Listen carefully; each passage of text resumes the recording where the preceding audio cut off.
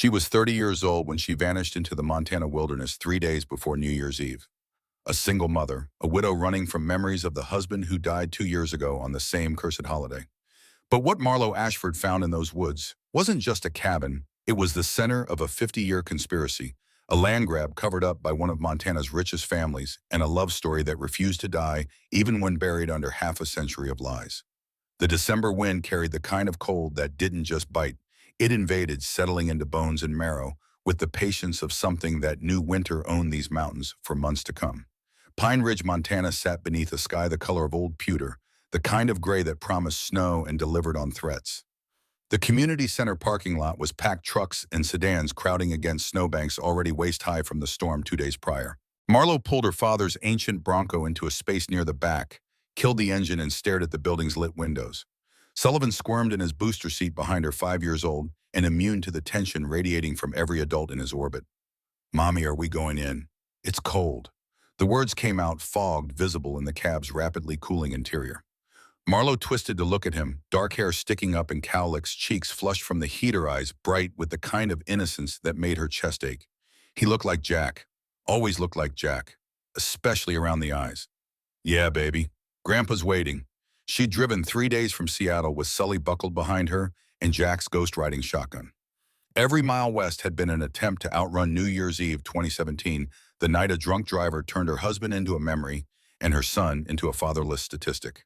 2 years. 730 days of waking up to an empty bed and going through motions that resembled life but felt like drowning on dry land.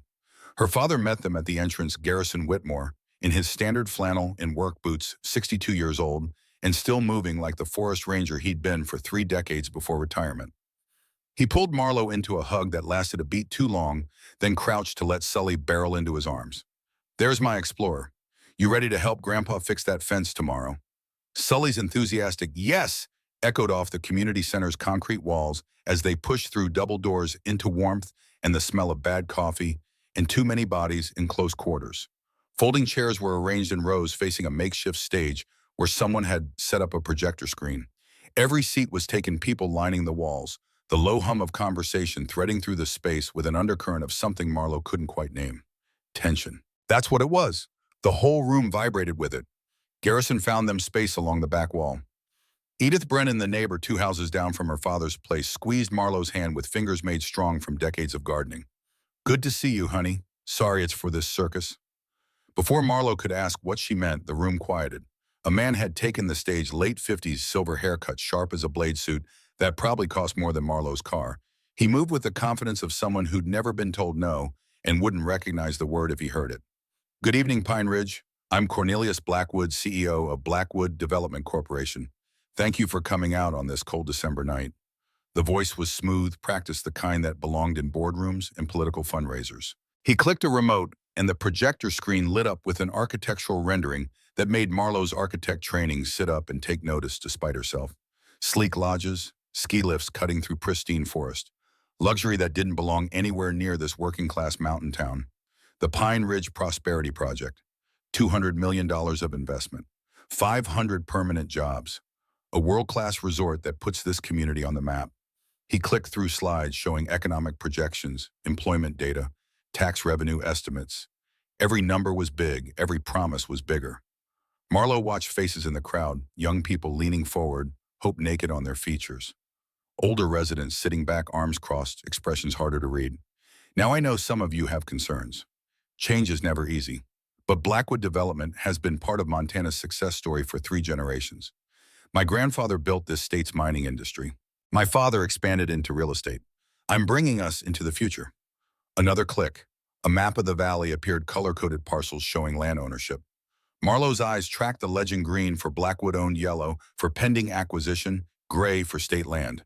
Almost everything was green, except one small parcel near the center, colored red. "We've successfully acquired 80% of the necessary land. There's one remaining parcel, a small property, likely abandoned, possibly state-owned. We're working with attorneys to clear the title. Once that's resolved, groundbreaking begins April 2020. Garrison's voice cut through the room before Blackwood could continue. "That's the Hartley cabin." Every head turned. Cornelius's smile never wavered, but something cold moved behind his eyes. "I'm sorry, Mr. Whitmore. Garrison Whitmore.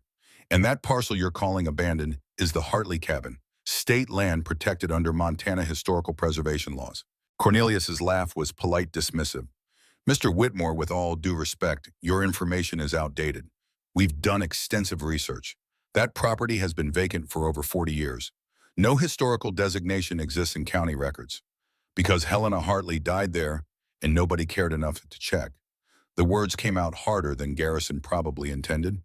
Marlowe felt the shift in the room, some residents nodding, others shifting uncomfortably. Cornelius's smile tightened at the edges. That's tragic. But poverty doesn't honor the dead, Mr. Whitmore. Prosperity does. This project brings jobs, revenue opportunity. One crumbling cabin can't stand in the way of progress for an entire community. Progress built on stolen land. Garrison's hands had curled into fists. Marlowe touched his arm, feeling the tension coiled in muscle and tendon.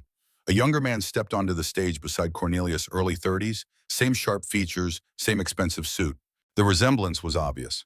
Folks, I'm Sterling Blackwood, counsel for Blackwood Development. Let me address the legal concerns. Montana adverse possession law is clear. Property abandoned for over 20 years with no owner of record can be claimed through proper legal channels. We've followed every procedure. This is above board. His voice carried the particular arrogance of someone who'd never lost an argument because winning was a function of better lawyers and deeper pockets. Marlowe felt her father vibrate with the effort of staying still. The meeting dragged on another 30 minutes, questions about environmental impact, job creation timeline. Cornelius Blackwood answered each with rehearsed charm, Sterling standing ready to deflect anything that sounded like opposition. When it finally ended, people filed out in clusters, conversations buzzing with divided opinions. Outside, Garrison stood in the parking lot staring at nothing, breath coming out in clouds. Rich people always win, always have, always will. Marlowe recognized the bitterness. She'd heard it 2 years ago when her mother's cancer treatments maxed out insurance coverage and experimental options cost money they didn't have. Vivian Whitmore died 6 months later. And Garrison never forgave the hospital that had built a charity wing with Blackwood money, but refused to help the ranger's wife. Dad, you stood up to him. That matters. Does it? Standing up to guys like that is like yelling at a steamroller. Makes you feel better for 30 seconds before it flattens you anyway. They drove back to the house in silence, Sully dozing in his car seat, the heater blowing dry air that tasted like defeat. Inside, Garrison made hot chocolate from a packet, while Marlowe tucked Sully into the guest room that used to be hers, walls still covered in posters from a teenage life that felt like someone else's story. In the kitchen, her father nursed a whiskey he hadn't offered to share. I need to hike tomorrow. Clear my head before New Year's hits. Garrison's look was pure paternal concern aged into worry. Those woods aren't safe right now. Blackwood's surveyors are crawling all over the valley. I'll stay on marked trails. 3 hours GPS full emergency kit. Promise. The word felt hollow even as she said it. Promises were easy. Jack had promised to call her before he left the office New Year's Eve 2017.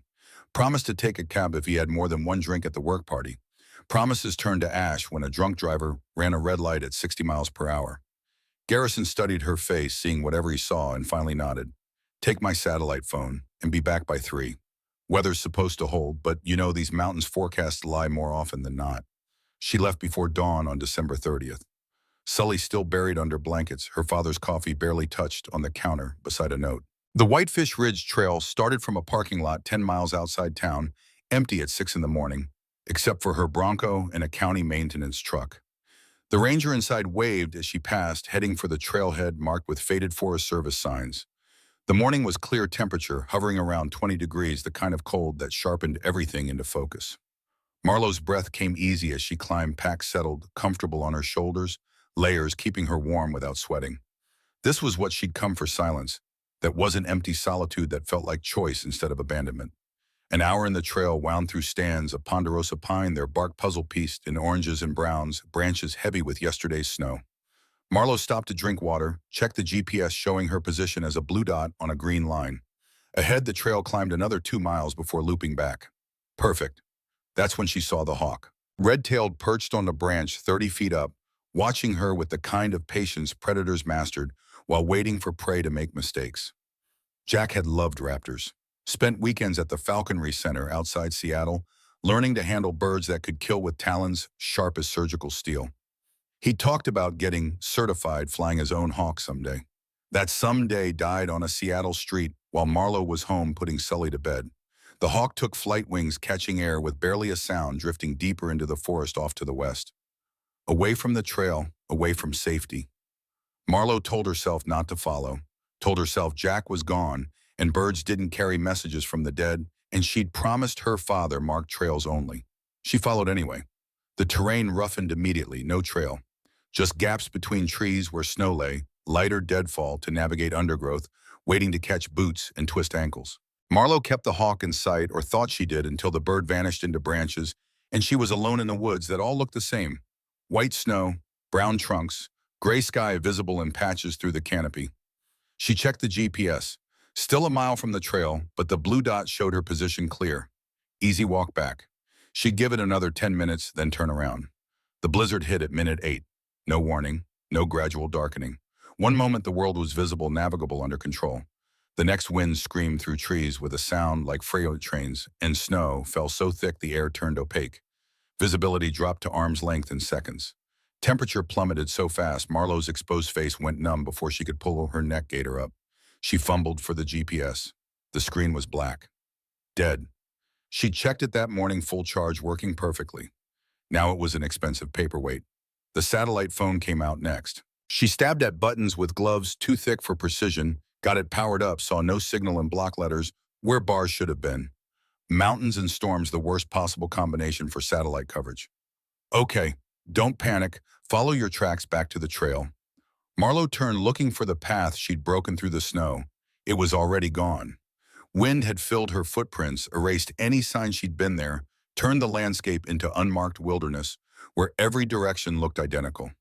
She picked what felt like east, started walking. The wind made a liar out of her sense of direction, pushing from angles that shifted moment to moment.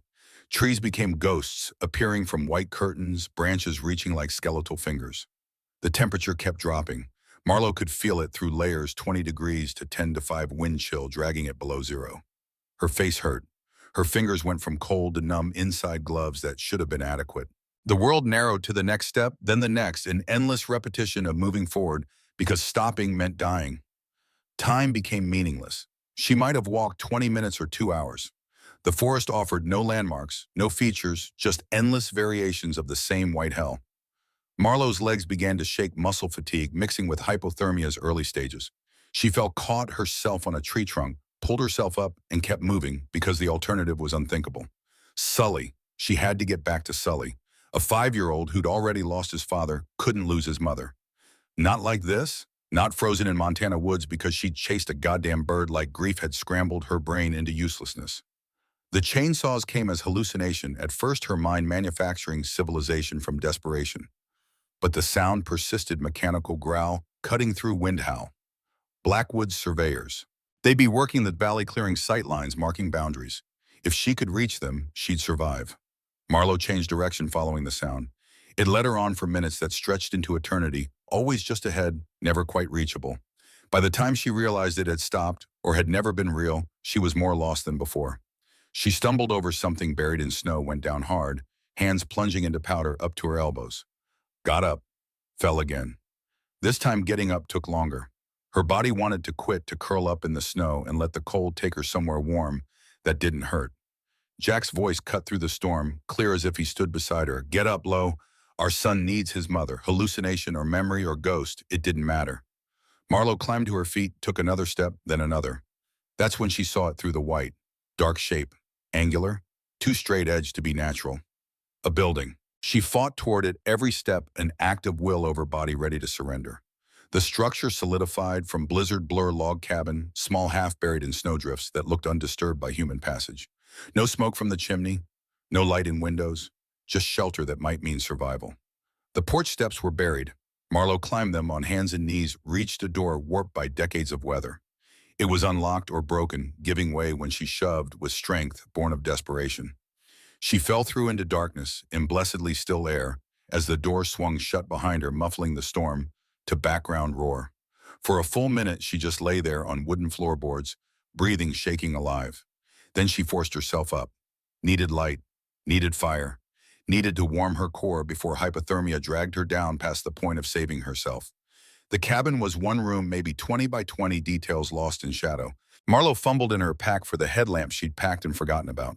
its beam cut through dusty air, revealing furniture frozen in time. A small table with two chairs, a bed in the corner, quilt still covering the mattress, shelves lined with jars and books, a stone fireplace with wood stacked beside it, and photographs on the mantel. Three silver frames tarnished black with age. Marlowe's hands shook as she moved closer, playing light over images preserved behind dusty glass.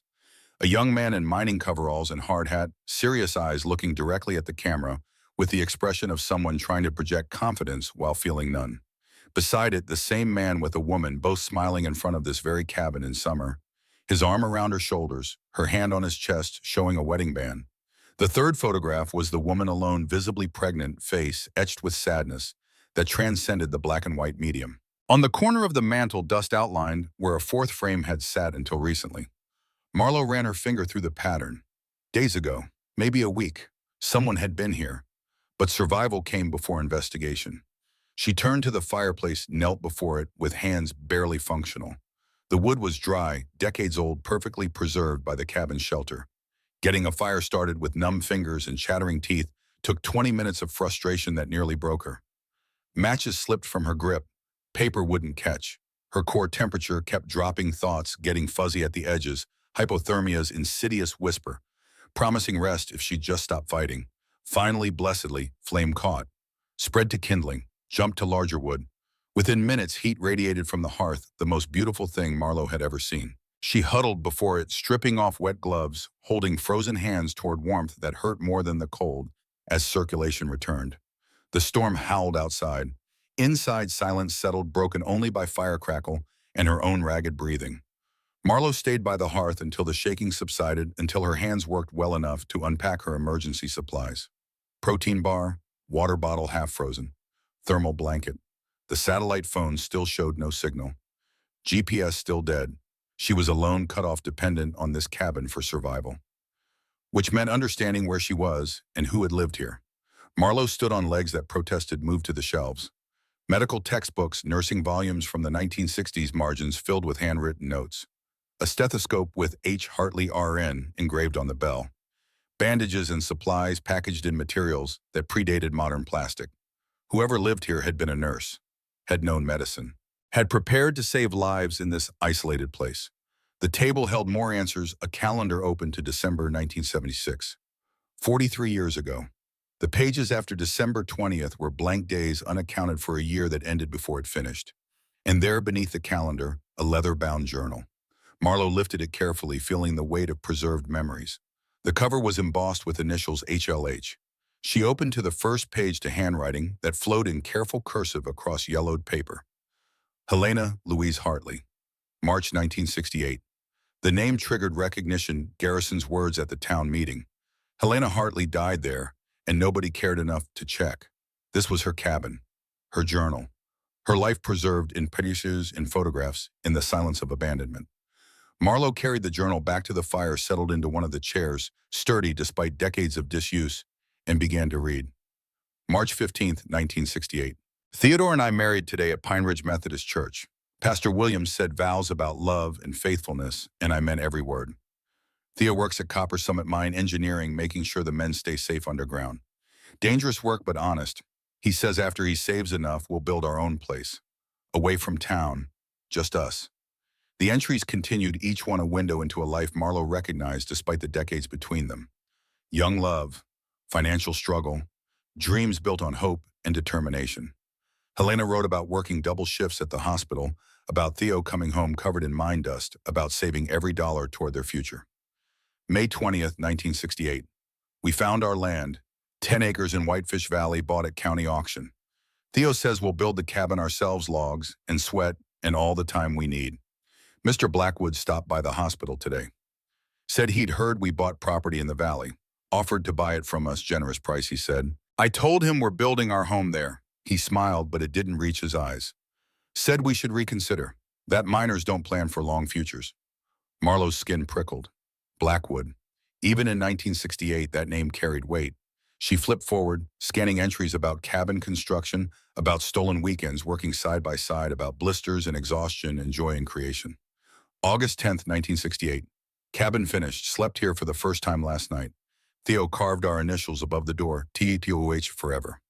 I've never been happier. Mr. Blackwood came again today, brought his son Cornelius. The boy can't be more than 9 years old, already taught to look at people like they're obstacles to property acquisition. Randolph offered triple what we paid. Theo said no. Blackwood's smile disappeared. He said men who work underground should think about their wives. Theo walked him to his car. I don't think he was as polite as I would have been. The next entries tracked through fall and winter, Helena's happiness radiating from every word. Until February 1969. I'm pregnant. 3 months. I haven't told Theo yet, want to wait until after his next paycheck. He's been so worried about money working double shifts because the mine's pushing production. They're skipping safety inspections. Theo tried to file complaints, but nobody listens when Randolph Blackwood signs the paychecks. A baby changes everything. We need to be smart. Careful. I'll tell him next week. Give him good news when he needs it most. Marlowe's hand tightened on the journal. She knew how this story ended. Garrison had said it at the meeting. Husband died in the mine disaster. But reading Helena's words, feeling her hope and fear and love made the tragedy immediate in ways historical fact couldn't touch. The entry for June 14, 1969 was short. One line repeated over and over, handwriting deteriorating into desperate scrawl. Explosion at Copper Summit. Theo's shift. 23 men trapped. Please, God, please, God, please, God. The next week's entries were chaos, frantic updates as rescue teams dug as bodies were recovered, as hope died by degrees. Marlowe read about Helena standing at the mine entrance with other wives, about the mine owner emerging with grim news, about 21 men brought out dead and 2 still missing below. June 22, 1969. They're sealing the tunnel. Mine owner says the collapse is too extensive, can't dig further without killing more men. Theo is still down there. They're going to seal him in, bury him alive in rock and darkness, and there's nothing I can do. I screamed at them, begged. Randolph Blackwood was there watching. Just watching. Like this was theater instead of the death of everything I love. Marlowe's eyes burned. This woman, this nurse who'd saved lives, who'd built a cabin with her own hands, who'd been carrying a child when her world ended, had faced loss with a clarity that made Marlowe's own grief feel small and selfish by comparison. But the next entry made her chest go cold. June 23, 1969. Blackwood came to the cabin today. Less than 24 hours after they sealed the mine. Offered me $5,000 cash for the property.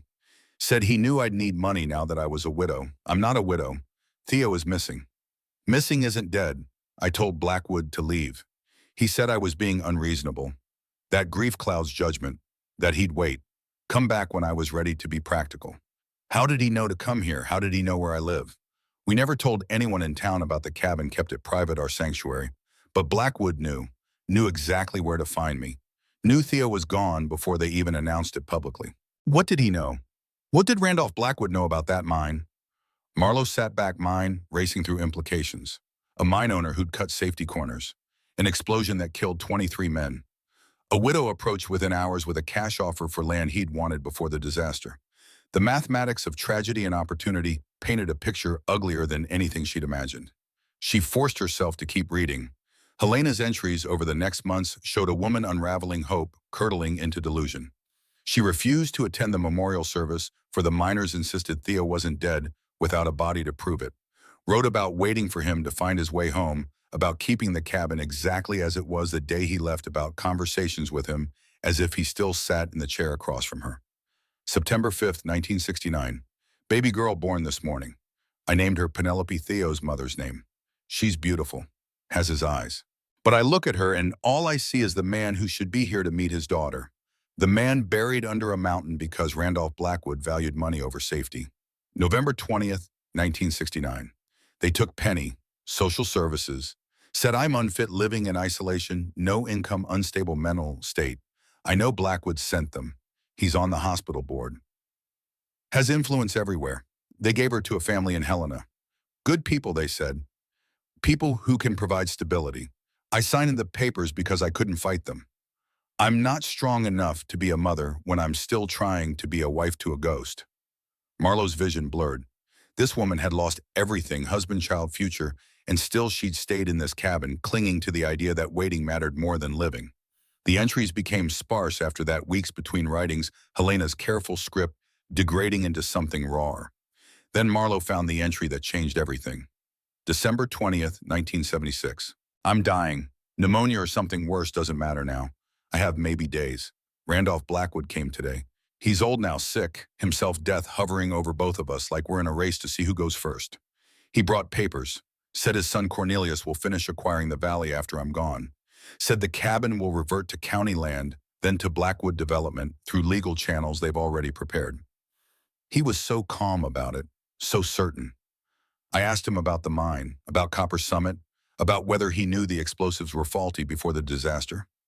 He smiled, actually smiled, said accidents happen in dangerous professions, that 23 men died so Montana's economy could thrive. That sacrifice is necessary for progress. I told him he murdered my husband. He said murder requires intent. He just made economically sound decisions. Then he left. But I'm writing this so the truth survives. Randolph Blackwood caused the Copper Summit disaster. He cut safety protocols to meet production quotas. He used cheap explosives he knew were faulty. 23 men died because greed is stronger than human life. And when those men were gone, he moved on their land, on their widows, on everything they left behind. This cabin is the only proof Theodore Hartley existed. The only evidence I didn't dream him. When I die, Blackwood will erase it, but maybe someone will find this first. Maybe someone will stop them. Maybe someone will remember that love deserves better than being paved over for profit. If you're reading this, tell Penny I loved her. Tell her I gave her up so she could live. Tell her Theo would have been the best father. Tell everyone what the Blackwoods did. Please don't let them win. Marlowe's hands trembled, journal pages blurring through tears she hadn't felt forming. This wasn't just a tragic love story. This was documented evidence of corporate homicide, of a conspiracy spanning decades, of a family that had built wealth on graves and had been trying to cover it up for 50 years. And she was sitting in the middle of it. The sound came from outside, crunch of footsteps in snow unmistakable, even through storm-muffled air. Marlowe's head snapped up, fire-lit shadows jumping across walls as adrenaline dumped into her system. Someone was circling the cabin, walking the perimeter, checking windows. She moved to the window, peered through grime-covered glass. In the dying light of late afternoon, a figure was visible. Orange surveyor's vest, expensive gear moving with purpose through snow that should have stopped any casual approach. The figure paused at the corner of the cabin, pulled out a phone or camera, aimed it at the structure. Documenting. Marlowe ducked below the window line, hard hammering. Blackwood surveyors. They knew the cabin was here. Were they documenting abandonment for their legal case, or did they know she was inside? She waited, breath held, as footsteps crunched closer to the door. The handle rattled, testing, not forcing. Then nothing. After a minute that felt like years, the footsteps retreated, fading into storm sound. Marlowe stayed frozen for 10 minutes before she dared move. When she did, it was to search the cabin for anything the visitor might have left behind. She found it near the woodpile, a GPS unit half buried in snow, looking recently dropped. She brushed it off, powered it on with battery at 15%. The screen showed saved waypoints. Most were labeled with coordinate strings. One was different: Hartley cabin. Document abandonment. Deck 28, 2 days ago. Blackwood's people had been here 2 days ago, cataloging the cabin's condition for their legal case. And beside the GPS, pressed into snow, was a business card. She pried it free, reading embossed lettering by firelight. Sterling Blackwood, Esquire. Blackwood Property Acquisition Division. The pieces fell together with nauseating clarity. The Blackwoods had been documenting the cabin's abandonment to strengthen their adverse possession claim. But they hadn't expected anyone to be inside. Hadn't expected a Seattle architect to get lost in a blizzard and stumble into 50 years of buried evidence. Which raised the question, did they know she was here now? And if they did, would they help, or would they see her as a threat to plans half a century in the making? Marlowe returned to the fire, fed it more wood, and forced herself to think through survival logistics. She had maybe 3 days of food if she rationed. Water from melted snow. Firewood enough for a week. The storm couldn't last forever. Montana blizzards were brutal but finite. Her father would have called search and rescue by now. They'd find her eventually, unless Blackwood's people interfered. Unless Sterling Blackwood convinced searchers the cabin didn't exist, or misdirected them, or delayed rescue just long enough for hypothermia to finish what the blizzard started. She was being paranoid, had to be. These were the thoughts of someone whose body temperature had dropped dangerously low, whose brain wasn't processing risk rationally. Sterling Blackwood might be an entitled developer's son, but he wasn't a murderer. Was he? Marlowe read more of Helena's journal as the afternoon died into evening. The entries painted a picture of systematic harassment, Blackwood visiting repeatedly over years, offers escalating from generous to desperate to threatening. Helena documenting every interaction, every veiled threat, every time he showed up at moments when she was most vulnerable. The woman had known she was being targeted, had understood she was watching a slow-motion land theft. But who would have believed her, a grieving widow living alone in the woods, insisting her husband wasn't dead, talking to ghosts, against Randolph Blackwood, pillar of Montana industry, employer of thousands, donor to hospitals and schools, and every cause that bought respectability. December 19th, 1976. Barely conscious now. Cold has settled into my bones. But I need to write this while I can still hold a pen. Theo is dead. I've known for years but couldn't admit it. Couldn't let go. Because if I let go, I have to accept that Randolph Blackwood won. That money and power beat love and faith. That everything we built meant nothing. But it did mean something. This cabin stands. Our initials above the door. The life we made here, brief as it was, mattered. I'm leaving the journal where someone will find it. I'm leaving proof that we existed, that we loved each other, that we refused to sell our dreams to men who measure worth in dollars. Theo, if there's anything after this, I'll find you, tell you about Penny, tell you I waited, tell you I'm sorry I couldn't be stronger. But I never stopped loving you, not for one day. That has to count for something. The final entry was dated December 20th, the last words of a woman who'd die alone 2 days later when the cold stopped her heart. Marlo closed the journal, holding it against her chest, feeling the weight of a life condensed into leather and paper. Outside, full dark had fallen. The storm showed no signs of abating, wind shrieking around the cabin's corners, snow hammering against walls that had stood for 50 years and showed no interest in falling now. Marlo added wood to the fire, checking her watch. 8 p.m. Her father would be losing his mind. Sully would be asking for her. And she was trapped in a dead woman's cabin with evidence that could destroy one of Montana's richest families. The fire crackled and hissed as wind gusted down the chimney. Marlo pulled the thermal blanket around her shoulders, settled into the chair, and tried to think through her options. Wait out the storm. Signal rescue when weather cleared. Get the journal to authorities. Expose what the Blackwoods had done. Simple plan. Assuming she survived. Assuming hypothermia didn't kill her in her sleep. Assuming Blackwood's surveyors didn't come back. Assuming a lot of things that 50 years of Helena's life proved were dangerous to assume when powerful men wanted your silence. Marlo's eyes grew heavy despite her intentions. The warmth of the fire, the exhaustion from survival, the residual hypothermia dragging at her consciousness, all of it conspired to pull her down into sleep she couldn't afford. She jerked awake twice, adding wood, forcing herself to stay conscious. But the third time her eyes closed, they stayed that way. She woke to dying fire and cold pressing in from every direction. Disoriented, numb, confused about where she was or why her body felt encased in ice. The cabin was dark except for ember glow from the hearth. Marlo tried to stand and couldn't. Her legs wouldn't respond, muscles locked in cramps that screamed when she forced movement. Hypothermia, late stage. Her core temperature had dropped while she slept, pulling warmth from extremities to protect vital organs. She needed heat. Needed it now. Needed to get the fire blazing, or she'd die here in Helena Hartley's chair, frozen like the woman who'd spent 7 years waiting for a man who'd never come home. Marlo fell, trying to reach the woodpile. Hit the floor hard enough to feel it through numbness, pain radiating from shoulder to wrist. She crawled, pulling herself across rough boards, reaching for wood that seemed miles away instead of feet. Her hand closed around a log. She dragged it to the fireplace, shoved it onto embers that had burned down to almost nothing. The wood didn't catch. Just sat there smoking, slightly, refusing to burst into flame, no matter how much Marlo willed it. She grabbed another log, tried again. Nothing. The embers were too low. Temperature dropped below the threshold where dried wood would ignite without help. Paper. She needed paper. Marlo's pack was across the room, contents including the emergency items every hiker carried: fire starters, waterproof matches, dryer lint for kindling. She crawled toward it, progress measured in inches, her body betraying every command.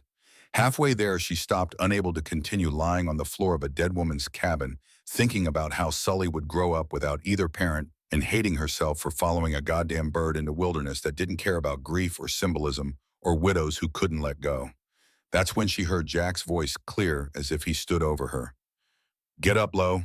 Our son needs his mother." Hallucination. Had to be. Jack was dead, buried in Seattle under the headstone that said beloved husband and father, and didn't mention the drunk driver who'd killed him or the system that gave the guy 18 months in minimum security. Jack was gone, and Marlo had spent 2 years trying to figure out how to exist without him, and now she was dying in Montana because she'd never learned the difference between running away and moving forward. Get up. The voice was insistent, demanding, sounding exactly like Jack did when he was coaching Sully through something difficult, when patience and firmness combined in that tone that made you believe you could do hard things if you just tried. Marlo got up, pulled herself to hands and knees, crawled to the pack, ripped it open with fingers that barely functioned, found the fire starter kit, magnesium striker, tinder, waterproof matches, crawled back to the fireplace, dragging supplies in her wake. The first match broke. Second match lit, but died when her shaking hands couldn't shield the flame. Third match caught the tinder, which caught the dryer lint, which finally blessedly caught the logs she'd placed on the embers. Flame spread weak at first, then gaining strength, feeding on wood that had waited 50 years to burn. Marlo huddled before it, feeding the fire, carefully rebuilding it log by log until heat pushed back the cold, threatening to stop her heart. Feeling returned to her extremities in waves of agony that made her gasp but meant she'd survive. Meant she'd see Sully again. Meant Helena's journal wouldn't disappear with her.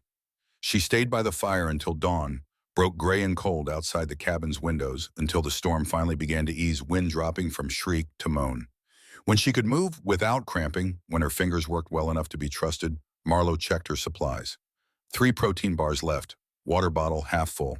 The journal sitting where she'd left it, leather cover reflecting firelight, like it held its own illumination. She had to get this out, had to make sure Helena's words reached people who could act on them. 50 years of silence ending here in this cabin with a widow who'd accidentally stumbled into someone else's fight.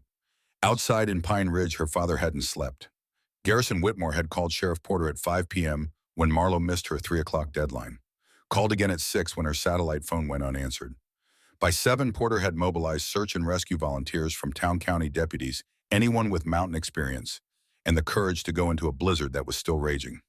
They'd found her car at the Whitefish Ridge trailhead, Content's undisturbed GPS unit clipped to the dash showing her planned route. But the storm had erased any trace of where she'd actually gone, wind-filling footprints faster than falling snow could mark them. Edith Brennan sat with Sully at Garrison's house, the boy asking every 15 minutes when Mommy would be home, his 5-year-old understanding of time inadequate to comprehend hours stretching into eternity. Edith made hot chocolate and read stories and lied with the ease of someone who'd raised 3 children through their own traumas. Mommy's fine, sweetie. She just got caught in the storm. She'll be home soon. At the search headquarters they'd set up in the community center, Sheriff Porter marked off grid sections on maps that looked increasingly futile. The storm was too severe for helicopters. Ground teams had covered the main trails and found nothing. Visibility was measured in feet.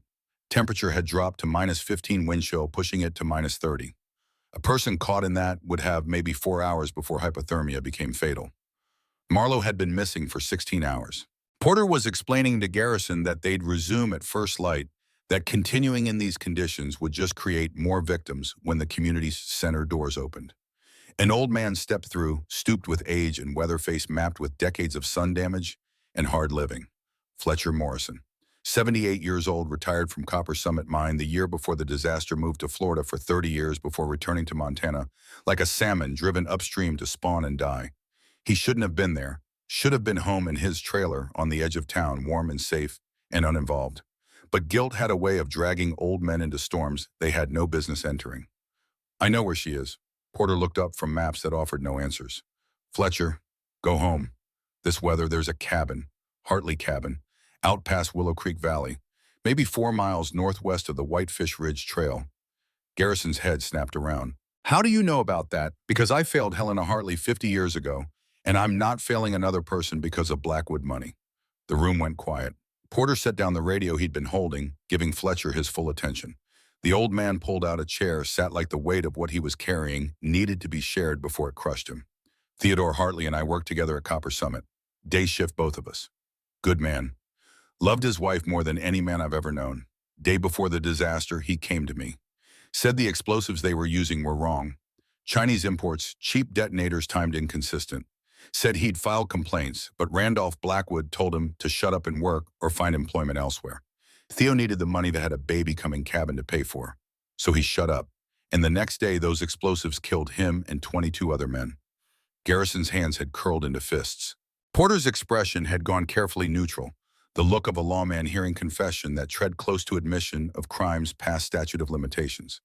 After the mine sealed, Randolph Blackwood came to me, offered me $500 more money than I'd seen in a year to not check on Helena, said she'd move on faster without reminders, said I'd be doing her a favor. I took it.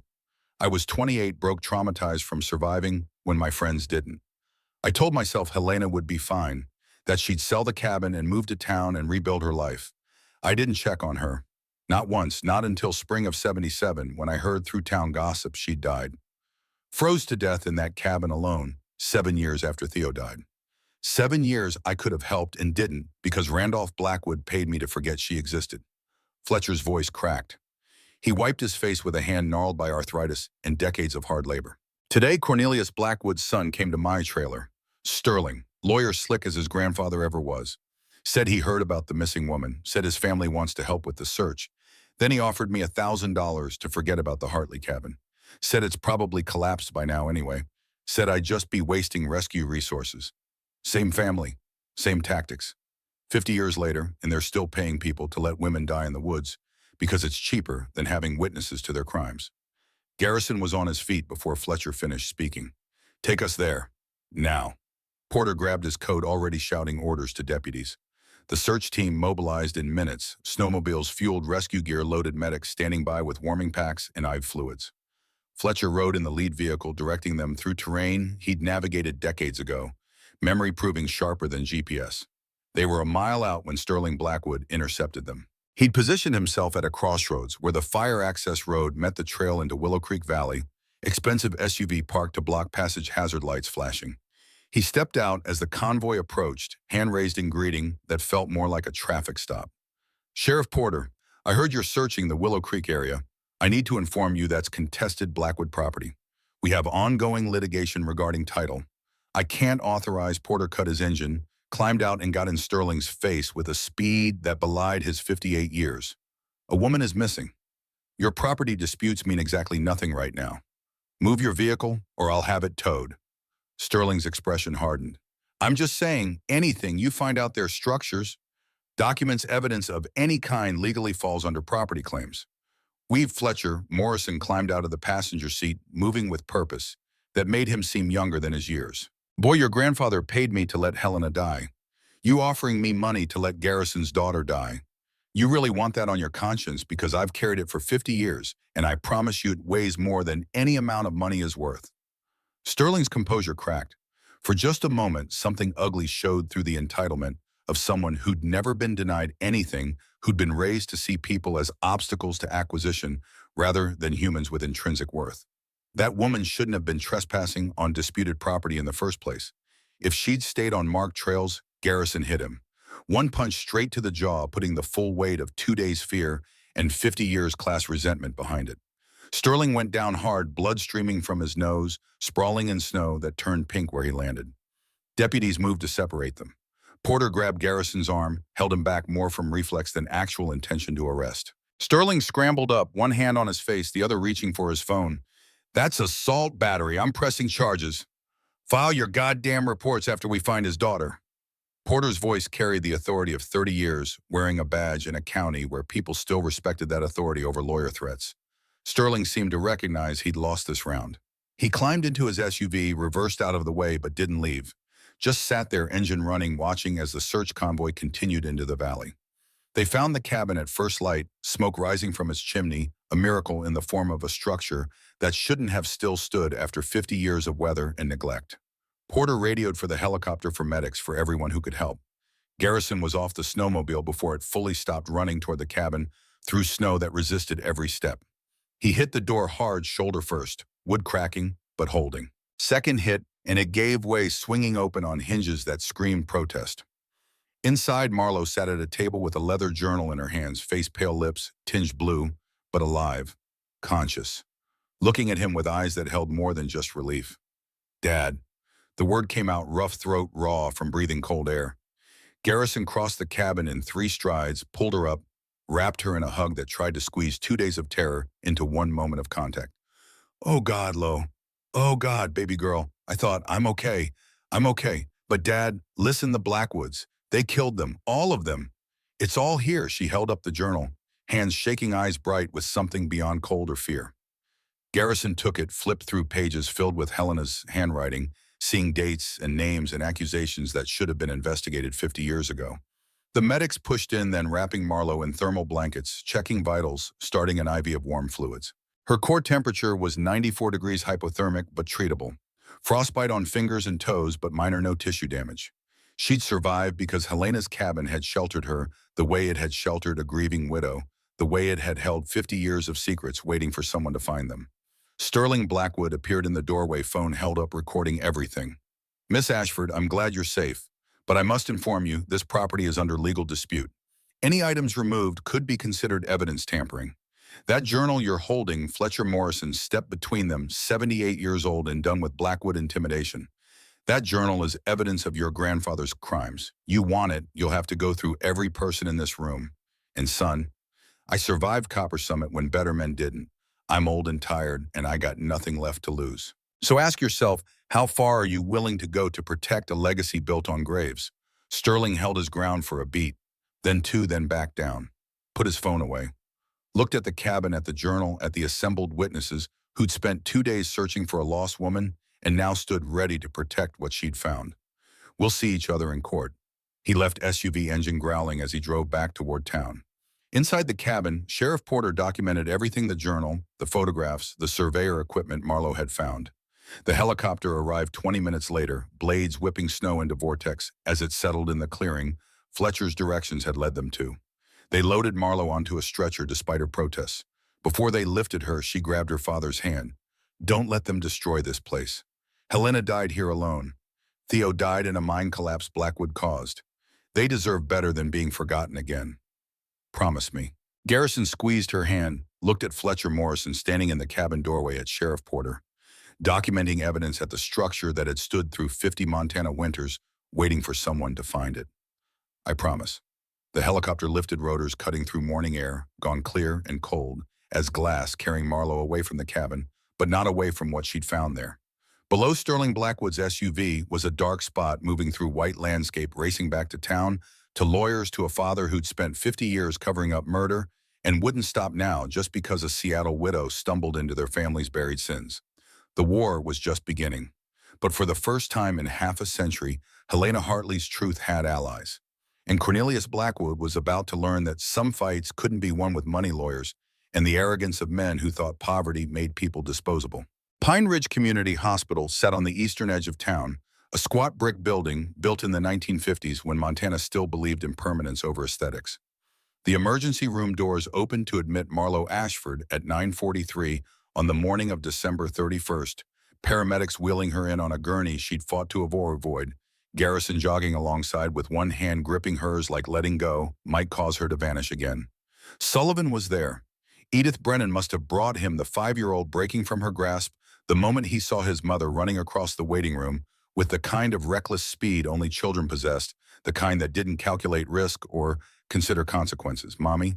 The word cut through the controlled chaos of triage, through the professional calm of nurses checking vitals and doctors ordering tests. Marlo reached for him from the gurney, let him crash into her chest despite the IV line taped to her arm, despite hypothermia protocols that said she shouldn't be exerting herself. Because Sully was warm and alive and smelled like the strawberry shampoo Edith used, and holding him made surviving mean something beyond just not dying. Dr. Raymond Mercer appeared, 68 years old and 2 years past retirement, but still working because Pine Ridge couldn't attract younger physicians to a town whose primary employer was closing. He delivered half the residents under 40, including Marlo herself 30 years ago, when Garrison was a young ranger, and Vivian was alive, and the world seemed full of futures that hadn't been stolen yet. "Let's get her into exam 3. Kid can come if he stays out of the way." They transferred her to a bed, wrapped her in heated blankets that felt like heaven against skin, still remembering the cold. Mercer worked efficiently, checking pupil response, listening to heart and lungs, examining fingers and toes for frostbite damage. His hands were steady despite arthritis that made them ache in weather like this, despite exhaustion from being on call for 36 hours, because the hospital could barely staff one shift properly anymore. Core temps 94.7. Better than I expected given exposure time. Frostbite superficial, you'll keep all your digits. Lungs sound clear. How's your head feel? Like someone hit it with a hammer. That's normal. Hypothermia messes with everything. We'll keep you for observation run. Some labs make sure nothing's hiding under the surface. Garrison stood against the wall, arms crossed, face carrying 2 days of fear condensed into the lines around his eyes. Edith had taken Sully to the cafeteria for hot chocolate, giving the adults space to talk about things children shouldn't hear. Sheriff Porter waited in the hallway, visible through the exam room's window. Radio clipped to his belt, crackling with ongoing search coordination for equipment retrieval from the cabin. The journal sat on the bedside table where Garrison had placed it, leather-covered, dark against sterile white surfaces. Mercer glanced at it while writing notes on Marlowe's chart. That the Hartley journal everyone's talking about, yeah. You remember Helena Mercer's pen stopped moving. He set the chart down, pulled the room's only chair closer to the bed, sat like his knees were grateful for the reprieve. I was her supervising physician when she worked here. 68 to 71. Best nurse I ever trained. Dedicated, compassionate, sharp as hell. When Theodore died in the mine, it broke something in her. Tried to get her help. County mental health services. Support groups for mining widows. She refused everything. Just retreated to that cabin and stopped engaging with the world. Did you know about the baby? Mercer's expression shifted, surprise, mixing with something that looked like shame. What baby? Helena was 3 months pregnant when Theo died. Had a daughter in April 70. Gave her up for adoption 7 months later. The doctor leaned back, processing information that recontextualized 3 decades of memory. His hand went to his face, rubbing eyes that had seen too much and failed to see enough. Jesus, I delivered probably 20 babies that year. Never knew Helena had one. She must have used a different hospital. Helena or Billings, maybe. Which means she was hiding it from everyone in Pine Ridge. Marlowe reached for the journal, opened it to entries she'd memorized during the long night. She thought Blackwood was behind the adoption. Said he was on the hospital board, that he pressured social services to declare her unfit. Mercer's jaw tightened. Randolph Blackwood was on the board from 65 to 82. Donated enough money they named the East Wing after him. And yes, he had influence over county services. If he wanted someone declared unfit, he had resources to make that happen. Why would he care about one widow and her baby? Because she owned land he wanted. And a woman alone with a child, it is easier to pressure than a woman with something to live for. The words settled into the room like sediment, ugly truths sinking to the bottom of clearer water. Garrison's hands had curled into fists again, that same rage Marlowe had seen at the town meeting, the rage of someone who'd spent decades watching powerful people shape reality to their preferences, while the rest of Montana just tried to survive. Mercer stood, picked up the chart, added a few more notes. I'm admitting you for 24-hour observation. Standard protocol for hypothermia. After that, you're free to go. He paused at the door, looking back at the journal. Helena deserved better than what this town gave her. If that book helps set things right, I'll testify to whatever you need. Randolph Blackwood built half of Pine Ridge on the backs of people he considered expendable. About time, someone pushed back. He left. Marlowe lay in the heated blankets, feeling circulation return to extremities, feeling the exhaustion of survival settle into her bones. Sully returned with chocolate on his face and stories about the vending machine, climbing onto the bed to snuggle against her side with the unself-conscious affection of children who hadn't yet learned to armor themselves against loss. You were gone a long time, Mommy. I know, baby. I'm sorry. Grandpa said you found a secret cabin. Like in a fairy tale. Something like that. Did it have a princess? Marlowe thought about Helena Hartley, 25 years old and pregnant, waiting in a cabin for a husband who'd been buried alive by corporate negligence. Thought about the woman's slow deterioration into isolation, about 7 years spent talking to ghosts because the living had abandoned her. It had someone very brave who waited for someone she loved. She waited a long time. Did he come back? No, sweetie, he didn't. That's sad. Yeah, it is. Sully processed this with the seriousness of someone whose father had also not come back, who understood on some fundamental level that sometimes people left and never returned, no matter how much you wanted them to. He pressed closer, small body radiating warmth, and Marlowe held him while Garrison watched from his position against the wall, 3 generations of loss contained in one hospital room, built with Blackwood money. The lawyer arrived at 11 a.m. Sterling Blackwood in a fresh suit.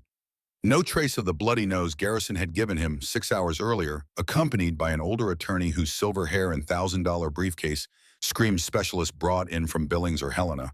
They approached Sheriff Porter in the hallway, voices low but carrying through the exam room door that hadn't quite latched. We need to speak with Miss Ashford regarding property violations. Porter's response was flat, unimpressed. She's recovering from hypothermia. Come back tomorrow. This can't wait. She removed items from contested property. We have documentation. You have documentation that a woman nearly died in a blizzard and your family's surveyors were close enough to help but didn't. That how you want this story told. Sterling's composure cracked at the edges. Our crew had no knowledge anyone was in the cabin. They were conducting routine assessment. Save it for the judge. Right now you're leaving this hospital before I arrest you for harassment. On what grounds? Interfering with a medical emergency, intimidating a witness. Take your pick. I've been sheriff 30 years and I know every statute in Montana code. You want to test me, counselor? The lawyers left. Porter stayed positioning himself outside Marlowe's room like a guard, like he'd decided which side of this fight carried his loyalty. Inside, Garrison pulled the chair Mercer had used closer to the bed, sat heavily. They're not going to stop. Blackwoods don't know how to lose. They'll bury you in legal paperwork, drag this out until you run out of money for attorneys, make it cost more to fight than to walk away. I'm not walking away. Helena's journal is evidence of crimes. Murder, even if it's 50 years past prosecution. I'm an architect. I know how to document things, how to preserve evidence. This matters, Dad. It matters, and it's dangerous. You almost died out there. Sully almost lost his mother. Is a dead woman's story worth your life? The question hung between them, weighted with every parent's fear, every calculation of risk versus principle. Marlowe looked at her son, at Garrison, at the journal that represented a woman who had lost everything and still refused to surrender. Helena gave up her daughter because she thought she couldn't fight Blackwood's power. She died thinking she'd failed. I have Sully. I have you. I have resources she never had. If I walk away now, I'm telling him that rich people always win. That justice is for people who can afford lawyers. That standing up means nothing if the other side has more money. That's not the world I want him to grow up in. Garrison studied her face, seeing something there that must have reminded him of Vivian, of the woman who'd fought her cancer with every treatment available, and some that weren't, who'd refused to give up even when giving up would have meant less pain in her final months. Your mother would be proud of you.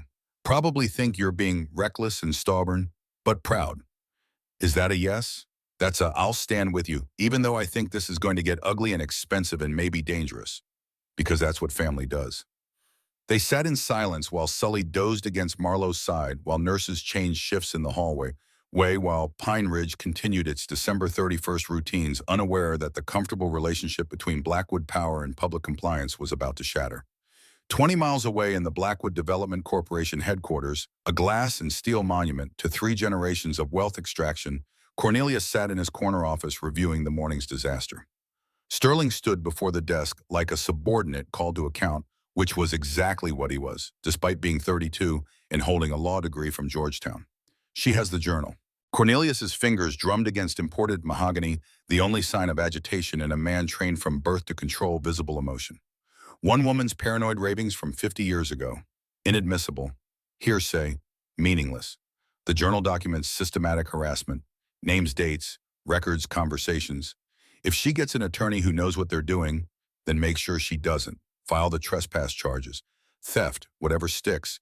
Bury her in legal costs until she realizes fighting us is more expensive than accepting a settlement. Dad, people died out there searching for her. The whole town knows she survived in Helena's cabin. This isn't like buying out a struggling farmer. There's public sympathy. Since when do we care about public sympathy? We employ 500 people in this county. We donate to every charity, every school, every church that asks. We own the goodwill that matters. One architect from Seattle with a dead woman's diary doesn't change that.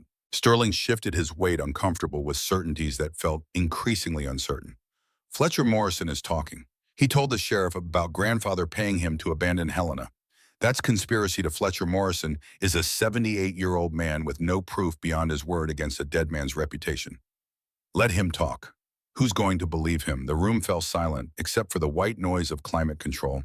Expensive systems keeping temperature regulated, while Montana winter pressed against windows designed to resist everything except truth. Cornelius stood, walked to the glass, looked down at Pine Ridge, spread below his town, his county, his empire built by 3 generations of Blackwoods, who understood that power came from owning what people needed and being ruthless about protecting it. My grandfather built this company, made hard decisions other men didn't have the stomach for. The mine disaster was tragic but necessary. We were 3 months from bankruptcy. Those men's deaths saved 1,000 jobs. Helena Hartley's suffering was unfortunate, but she chose to isolate herself. None of this changes the fact that her cabin sits on land we need to complete the resort. Land we've been trying to acquire legally for 50 years. He turned from the window face set in lines that had negotiated deals worth hundreds of millions, that had stared down environmental regulations and union demands and every obstacle Montana had thrown at Blackwood expansion. File the charges. Escalate the adverse possession claim. Get a judge to rule on the journal's admissibility, and make it very clear to Miss Ashford that continuing this fight will cost her more than she can afford to pay.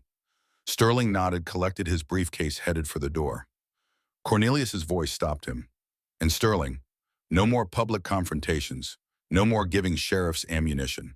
We win this the way we've won everything else, with better lawyers, deeper pockets, and the patience to outlast people who think principles matter more than pragmatism.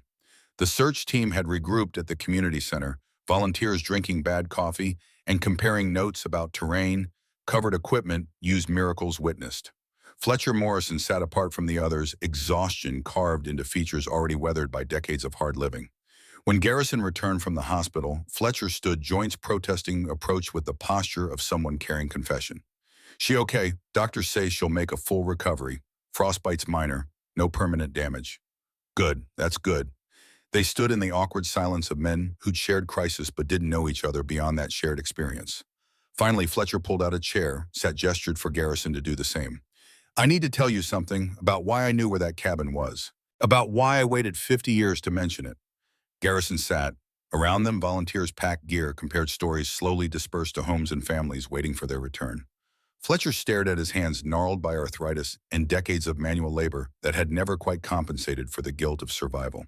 June 13th, 69, day before the mine blew. Theodore Hartley pulled me aside during lunch break. We were friends, not close, but the kind of friends men become when they work underground together, when your life depends on the guy next to you knowing his job. Theo was worried, said the explosives they'd brought in were wrong, Chinese imports, cheap detonators, unreliable. He'd filed complaints with the safety board, but Randolph Blackwood told him to shut up and work or find employment elsewhere. Theo needed the money. Helena was pregnant. They had the cabin to pay for. So he shut up. But he told me because he wanted someone to know. Wanted a witness if something went wrong.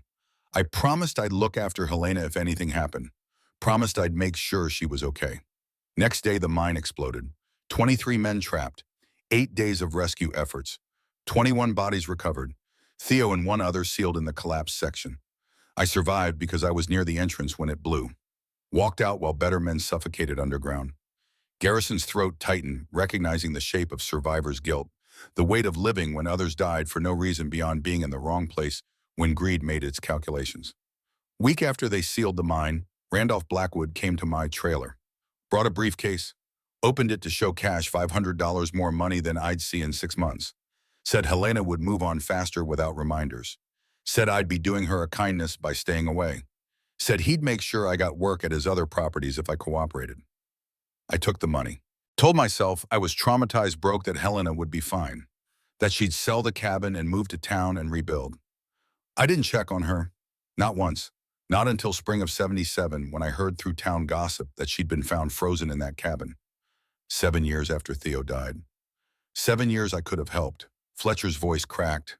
He wiped his face with the back of one hand, decades of shame condensed into this moment of confession. I left Montana after that. Couldn't stand seeing the Blackwoods in town, seeing that hospital wing with Randolph's name on it, knowing I'd been bought for $500. Went to Florida. Spent 30 years trying to forget. Came back 5 years ago because old men always come home to die. And yesterday, Sterling Blackwood showed up at my trailer with the same offer. $1,000 this time. Inflation, I guess. Wanted me to forget about the cabin. Let your daughter die out there like I let Helena die. He looked at Garrison with eyes that held 50 years of regret. I can't bring Helena back. Can't save those miners. But I'm not failing again. Whatever your daughter needs, testimony, evidence, someone to stand up to the Blackwoods. I'm here. I owe Theo that much. I owe Helena more than I can ever repay. Garrison gripped the old man's shoulder, the gesture carrying everything. Words couldn't, forgiveness, solidarity, the acknowledgement that sometimes doing the right thing 50 years late was better than never doing it at all. We're going to need you. The Blackwoods will throw everything at this. Money, lawyers, pressure. People who stand against them tend to find life getting difficult. Good. Let it get difficult. I'm 78. What are they going to do, ruin my credit? They could do worse. Fletcher's smile was grim. Then let them try. The door to the community center opened, cold air rushing in, along with a figure who commanded attention, despite being nearly 60 and soft around the middle. Cornelius Blackwood, CEO of Blackwood Development, dressed in casual, expensive clothes that somehow still screamed wealth, cashmere sweater, designer jeans, boots that cost more than most Pine Ridge residents spent on rent. He surveyed the room, eyes settling on Garrison and Fletcher. Mr. Whitmore, Mr. Morrison, glad I caught you both. Sheriff Porter materialized from the hallway leading to the bathrooms, hand resting casually on his service weapon, not threatening but definitely present.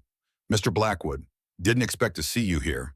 Cornelius's smile was practiced, charming, the expression of someone who'd learned early that appearing friendly made people more compliant. Just wanted to express my relief that Miss Ashford was found safely. Terrible ordeal. I'm sure the whole town is grateful to everyone who assisted in the search. Generous of you to say. The pleasantries hung in the air, transparent as glass, everyone present, understanding this was performance preceding threat. Cornelius walked deeper into the room, stopping at the table where search maps still lay spread across the surface. I also wanted to address some misunderstandings that seemed to be circulating.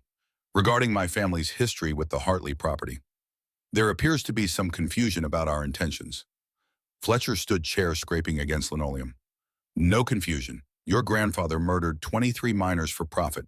Your father tried to steal Helena's land while she was dying. Now you're finishing what they started.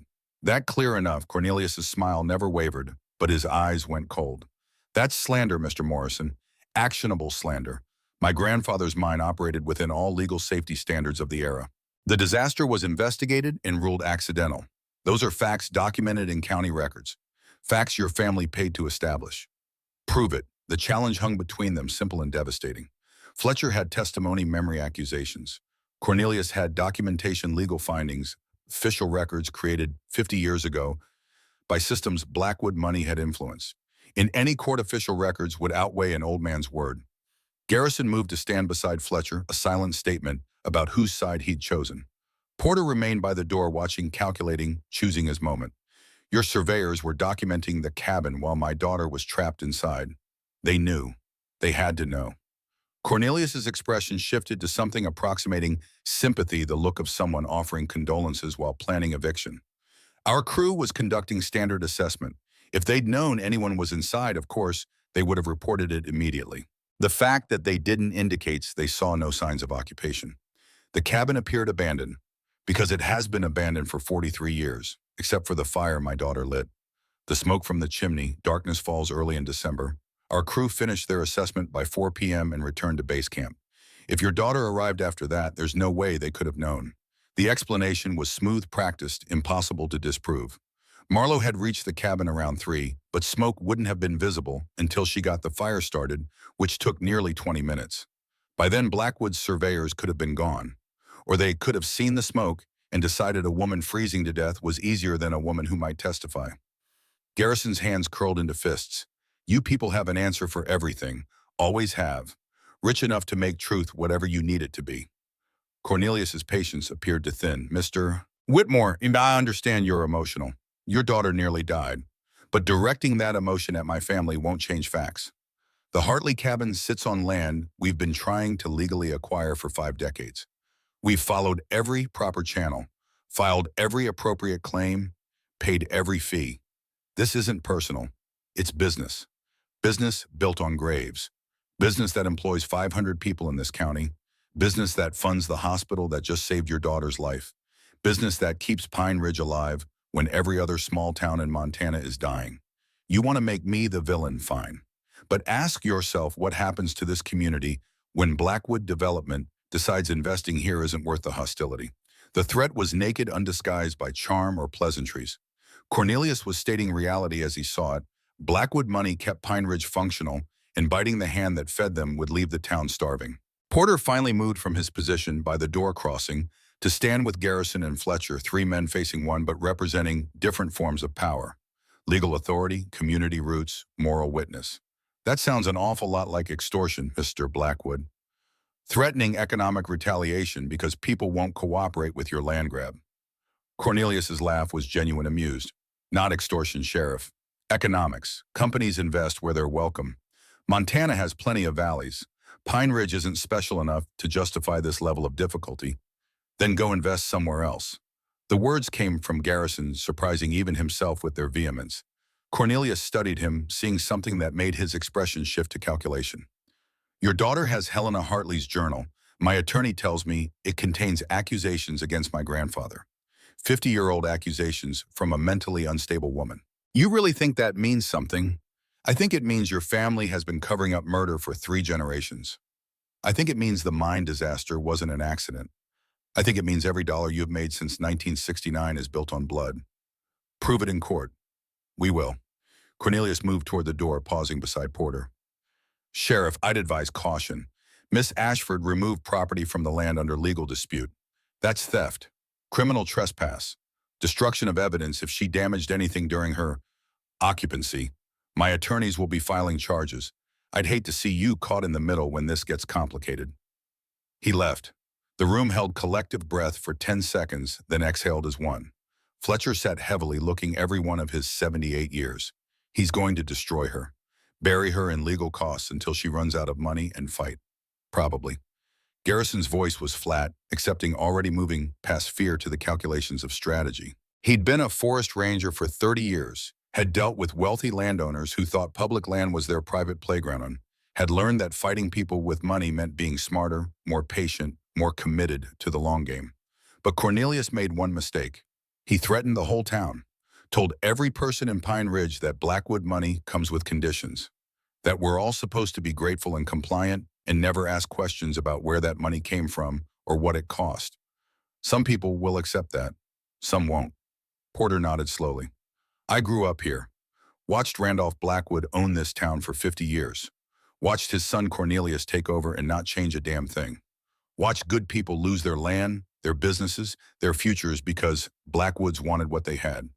I'm tired, Garrison, tired of pretending that's just how things work. So what do? We find Marlo Ashford the best attorney in Montana. Someone who won't be intimidated by Blackwood money. Someone who'll fight this like it matters. It does matter. I know. That's why we're going to win. The declaration hung in the air, belief stated as fact, hope masquerading as certainty. Outside Pine Ridge went about its December 31st routines. Groceries, bought gas, pumped lives, lived in the shadow of wealth that had shaped the town's geography for 3 generations. But inside the community center, 3 men made the choice that precedes every revolution to stop accepting what is and start fighting for what should be. By evening, Marlo was stable enough to be moved to a regular room. They'd kept her in the ER for observation, monitoring vital signs, running blood work that came back clean. Sully had fallen asleep in the visitor's chair, exhausted by crisis and its resolution. Garrison sat beside the bed, laptop open, researching attorneys who specialized in property law, corporate malfeasance, whistleblower protections. The knock came soft, respectful. Edith Brennan poked her head through the door, saw Marlo was awake, entered carrying a bag from the diner on Main Street. Brought you real food. Hospital's trying to poison you with that excuse for chicken soup. She set containers on the rolling table, pot roast, mashed potatoes, green beans pie. The smell alone made Marlo's stomach wake up, reminder she hadn't eaten anything substantial in 2 days. Edith shooed Garrison toward the food, turned to Marlo with expression carrying 30 years of being Pine Ridge's unofficial caretaker. My nephew's a lawyer, civil rights work mostly, handles cases against corporations who think they can do whatever they want to regular people. He's in Helena now but grew up here. Knows the Blackwoods, knows their reputation. Would he take the case? Already asked. He's driving down tomorrow. Says what they did to Helena, what they're trying to do to you, that's exactly the kind of fight he lives for. Marlo felt something loosen in her chest, the first real breath since Sterling Blackwood had shown up threatening legal action. I can't afford pro bono. He handles 3 cases a year for free. Considers it his obligation to the community. This'll be one of them. Why would he do that? Because his mother, my sister, lost her bakery in '89 when Blackwood Development bought the whole block for redevelopment. She fought them in court for 2 years. Lost everything. Died broken, bitter. Harrison watched that happen when he was 16. Watched his mother get crushed by people with better lawyers. He's been looking for a way to hit back ever since. The interconnection of small-town grudges. The long memory of wrongs never forgotten.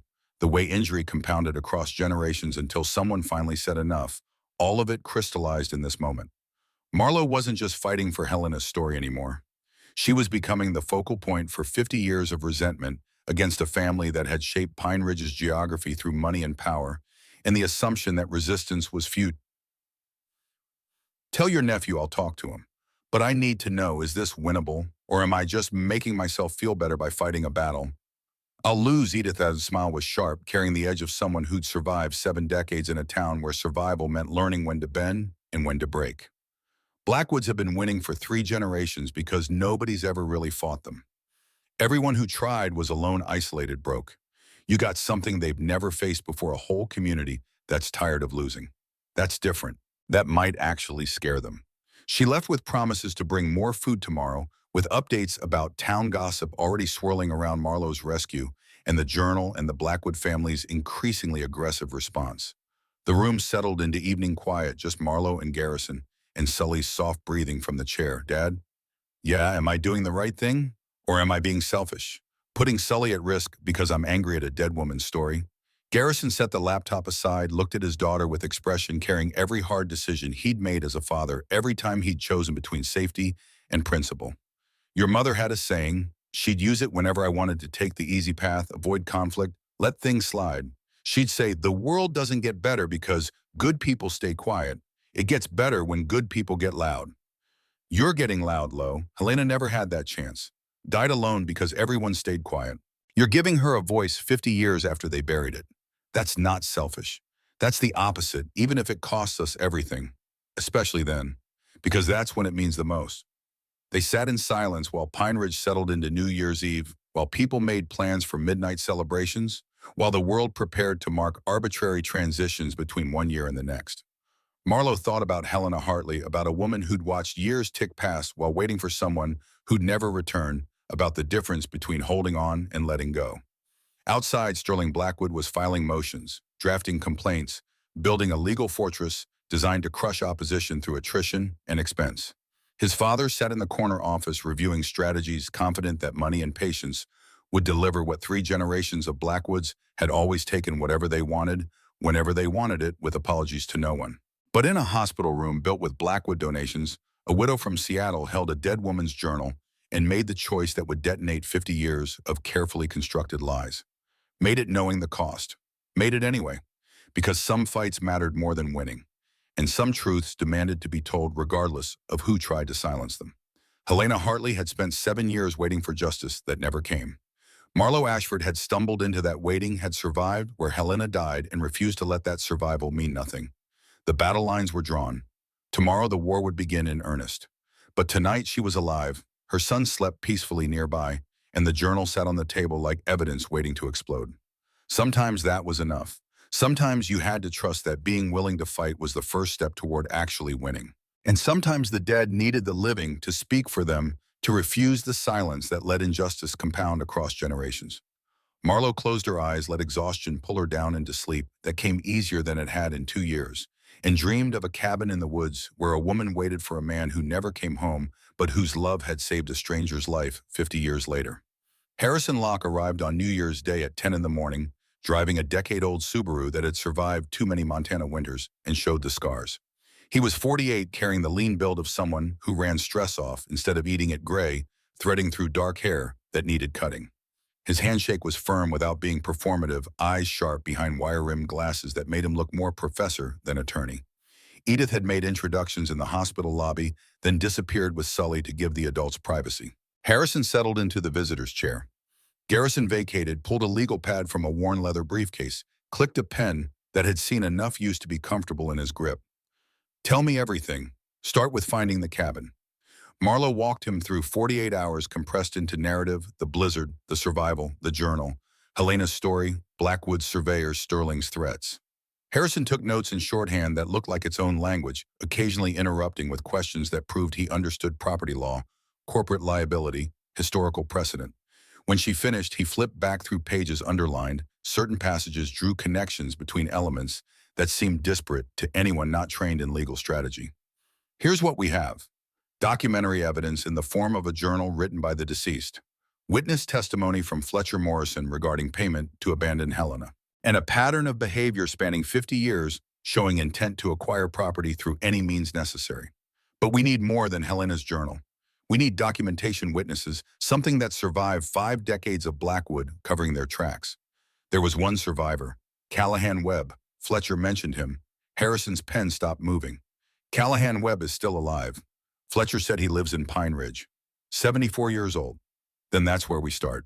The hospital discharged Marlowe that afternoon.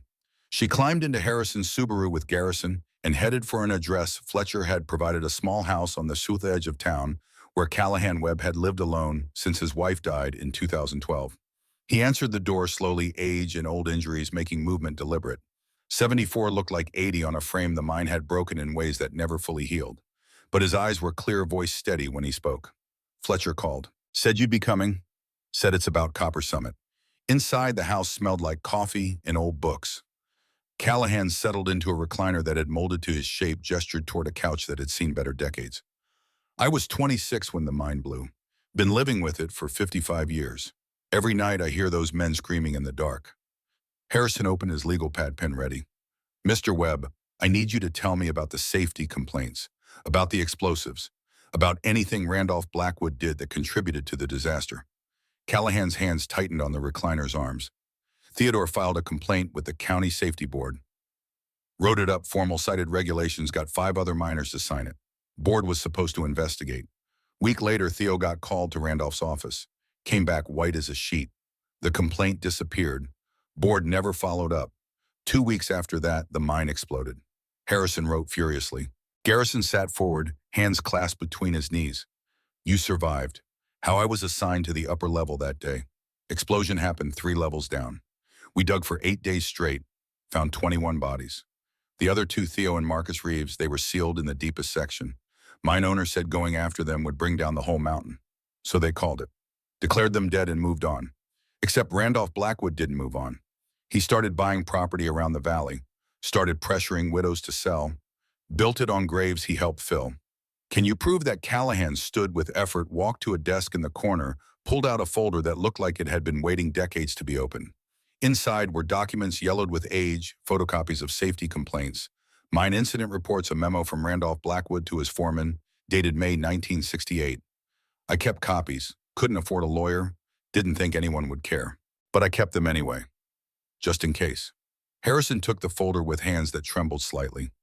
He read the memo slowly twice, then a third time to be certain he wasn't misunderstanding. This is Randolph Blackwood's signature. That's his signature. I saw him sign 100 documents. That's his hand. The memo was brief, typed on Copper Summit Mining Corporation letterhead. Harrison read it aloud, voice flat with the kind of rage that came from seeing evil documented in bureaucratic language. Production quotas must increase 20% by July 1st. Cut costs wherever possible. Labor is expendable. We can always hire more miners. Equipment and materials represent capital investment and should be preserved. Use discretion regarding safety protocols when they conflict with production targets. The Hartley property acquisition depends on meeting revenue projections. Make it happen. The room went silent. Marlowe found her voice first. He wrote that Theodore's property acquisition depended on revenue. This was dated May 68, 1 month before Theo died in the explosion. Harrison looked up, eyes bright with vindication. This is premeditated murder. Documented proof that Randolph Blackwood prioritized profits over safety, viewed miners as expendable, and connected their deaths to property acquisition. This is smoking gun evidence in any court. The county clerk's office occupied the basement of the courthouse. The supervisor was 60, had worked there since 1983, remembered when Blackwood Development filed their first adverse possession claim on the Hartley property. January 5, 77. Randolph Blackwood himself came in with the paperwork. Real specific about the date.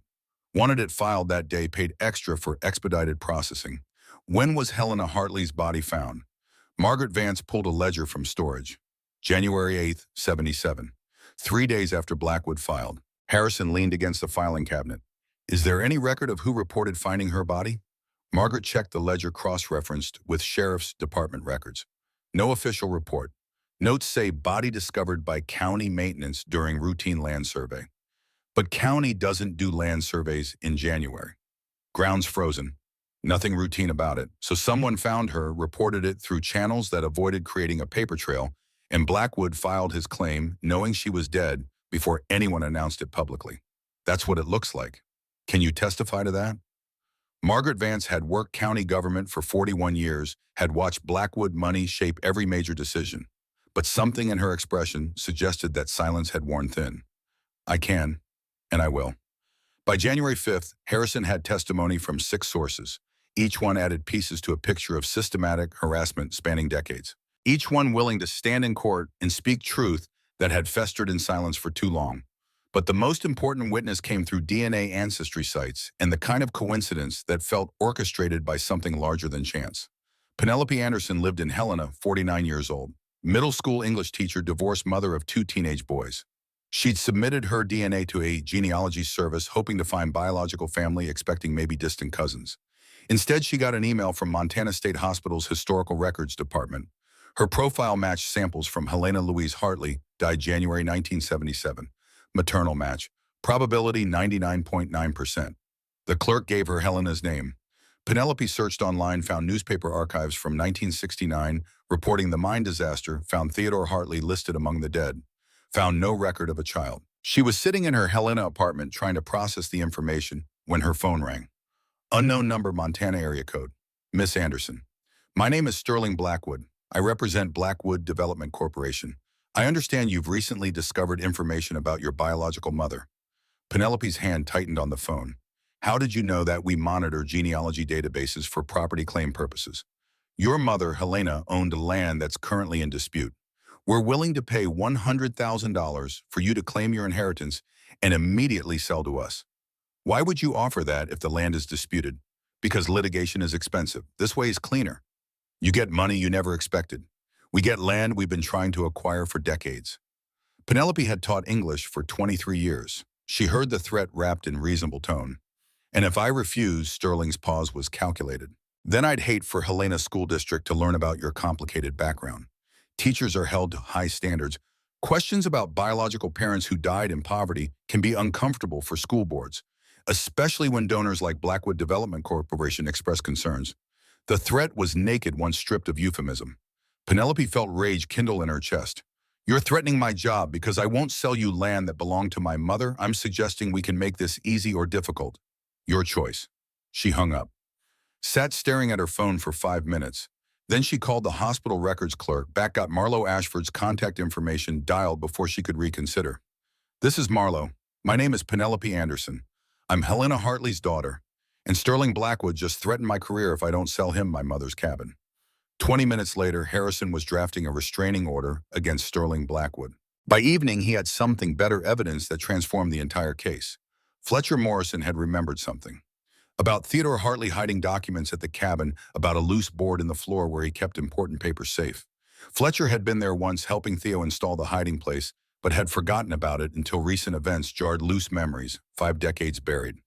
Sheriff Porter organized the expedition himself. Harrison garrisoned Marlo against doctor's orders, and Fletcher to identify the location. They reached the cabin in late afternoon, winter sun already dropping toward the horizon.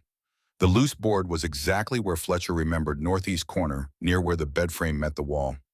Porter pried it up carefully, revealed a space perhaps 2 feet square, lined with oilcloth to protect contents from moisture. Inside was a metal box tin, eaten by rust but intact. Harrison opened it with gloved hands, found papers wrapped in more oilcloth. Documents from the mine, copies of safety complaints, incident reports, and at the bottom an envelope addressed to Helena in Theodore's handwriting. The letter Helena had mentioned, the one Theodore wrote but never sent because the mine exploded the next day. Harrison opened it, carefully unfolded pages that crackled with age. June 13th, 1969. My dearest Helena, I've been thinking about our future. When I get home, and I will get home, I promise you that I want to start our family immediately. I want a daughter with your eyes and your strength. This land is ours, Helena. I put the deed in both our names and added language that any children we have inherit equally. No corporation, no Blackwood, no one can ever take it from our family. I love you more than words can say. Wait for me. I'm coming home. Theo. Harrison's voice had roughened by the end. He set the letter down carefully, pulled the property deed from the box, read the language Theodore had added in his own hand. This land shall pass to Helena Louise Hartley and any children born of our union in perpetuity, and may not be sold or transferred, except by unanimous consent of all named heirs. He looked at Marlo, at Garrison, at Fletcher, who was crying openly. Theodore legally protected the cabin for his children before he died. He anticipated Blackwood trying to take it. This deed proves Helena intended for Penelope to inherit. It establishes legal standing that survives adoption time, everything Blackwood can throw at it. We just won.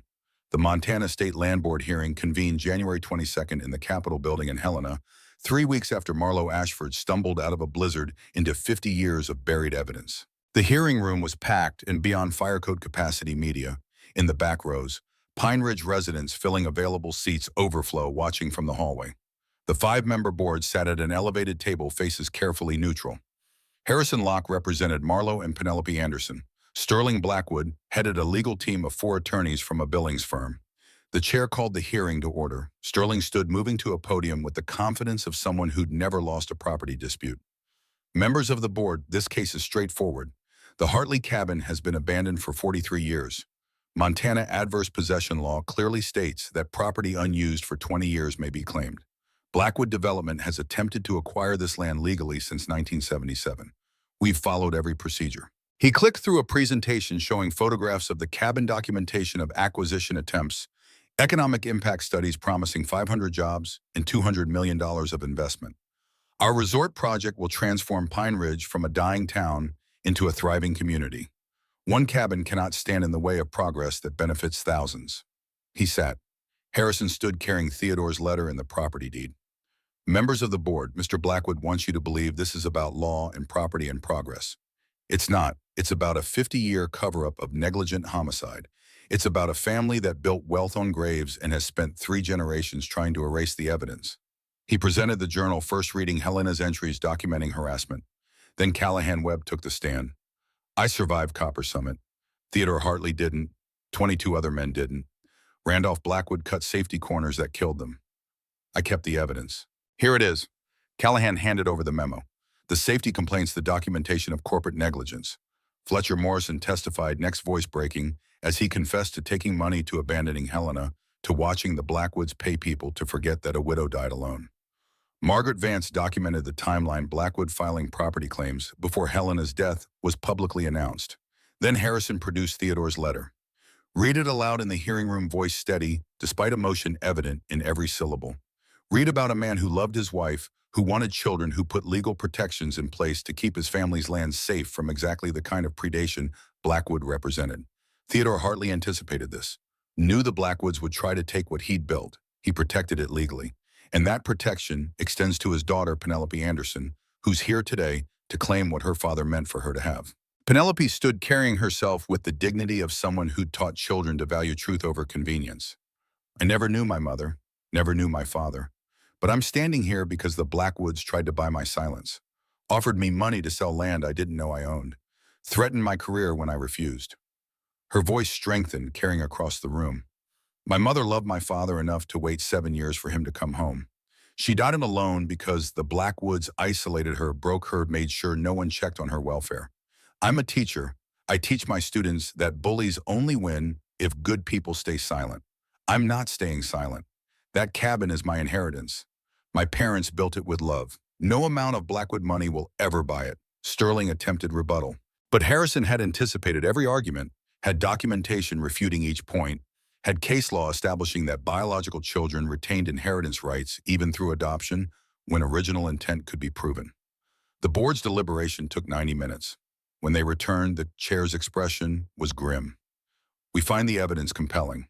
The Hartley cabin will be designated a Montana State Historic Landmark. Penelope Anderson is recognized as the rightful heir. Blackwood Development Corporation's adverse possession claim is denied.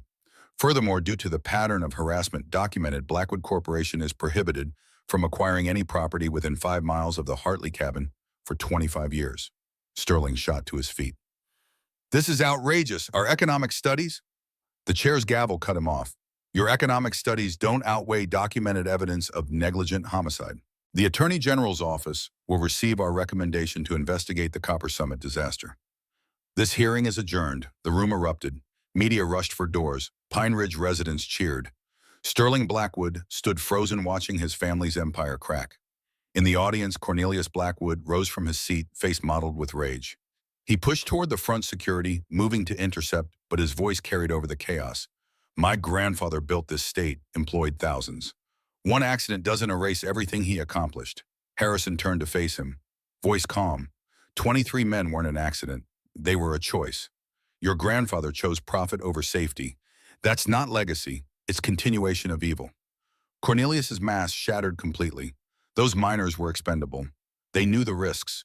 This land was meant for us. The Hartleys were nobody. The words hung in sudden silence, recorded by a dozen phones broadcast through open doors to hallways filled with people who'd just heard one of Montana's richest men call working people expendable. Security grabbed his arms, but the damage was done.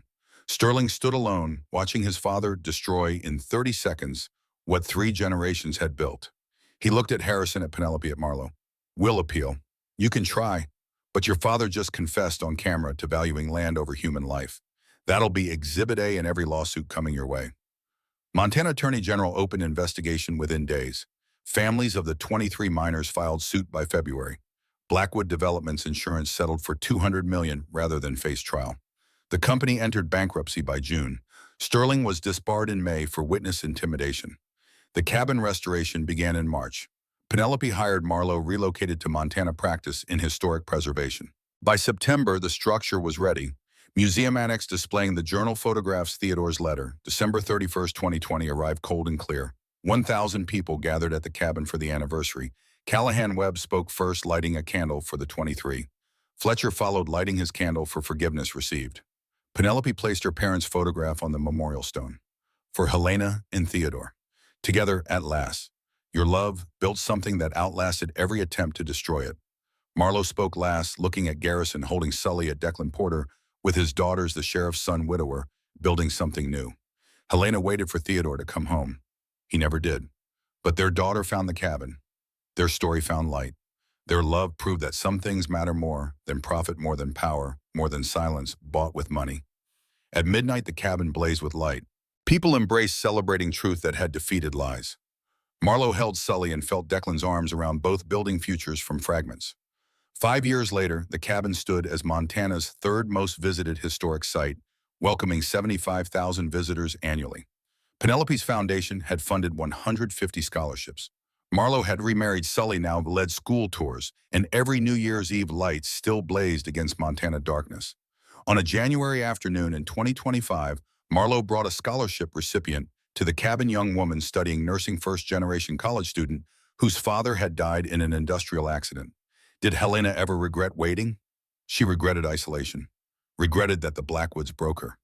But loving Theodore, building this cabin, I don't think she regretted any of that. Love doesn't become a mistake just because it ends in loss. As snow fell, Marlowe looked at photographs of Helena and Theodore frozen in time before catastrophe. But around her, the cabin thrived. Students learned ethics in professions where lives depended on decisions. Truth spread through classrooms and documentaries. And the lights kept blazing, proving that love, stubborn, faithful, uncompromising, could outlast even the richest villain's attempts to silence it. Helena and Theodore's cabin still stands. Monument to the refusal to let love die in silence. To widows stumbling into other widows' fights and choosing to stay. To communities finding courage to stand against invincible power. Some legacies are built on graves. Others are built on stubborn insistence that those graves matter, that truth will outlast lies if anyone is brave enough to speak it.